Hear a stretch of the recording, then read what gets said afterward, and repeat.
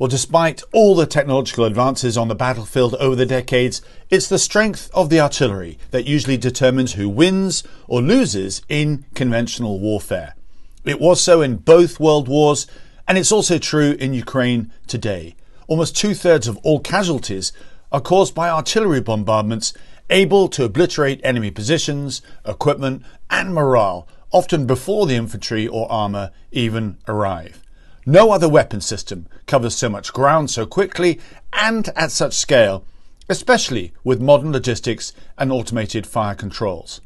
But we have a problem. Our stockpiles today in weapon systems are dangerously low, thanks to a combination of rightly supporting Ukraine, but also allowing production to slide over the years in the absence of any obvious threat. Clearly, times have now changed. As we currently stand, the UK would not last a week, though, if we were faced with a similar combat situation such as in Ukraine. Indeed, our readiness for any form of prolonged engagement makes us extremely vulnerable. Now, artillery systems are not that complicated. Armies tend to have three basic types. The towed variety, such as the L-118 gun, with a range of around 20 kilometers. The self-propelled variety, on their own tracks or wheels, like the AS-90, that can fire bigger shells a little further. And finally, there's the impressive mobile rocket launchers, a set of tubes, if you like, that can fire a variety of missiles up to 300 kilometers in some cases. Not only do we not have enough of this equipment and ammunition, but an absence of NATO standardization means we could not use German or French ammunition if we ran out. Now, the government's new defence industrial strategy is starting to address all of this to ensure that we not only build the stockpiles, but also have the capacity to triple production at short notice.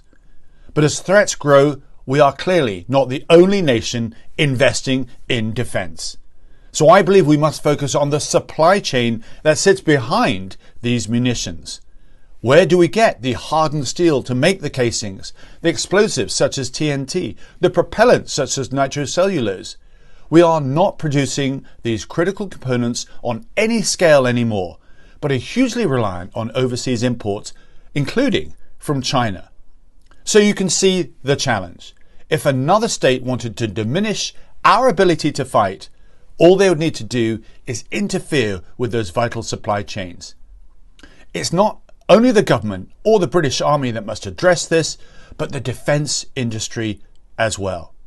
Simply put, our stockpiles are low. We need to replenish, and we need to build resilience in our supply chain by becoming less reliant on importing vital components from overseas. Let's not wait for the publication of the Defence Review to tell us the obvious.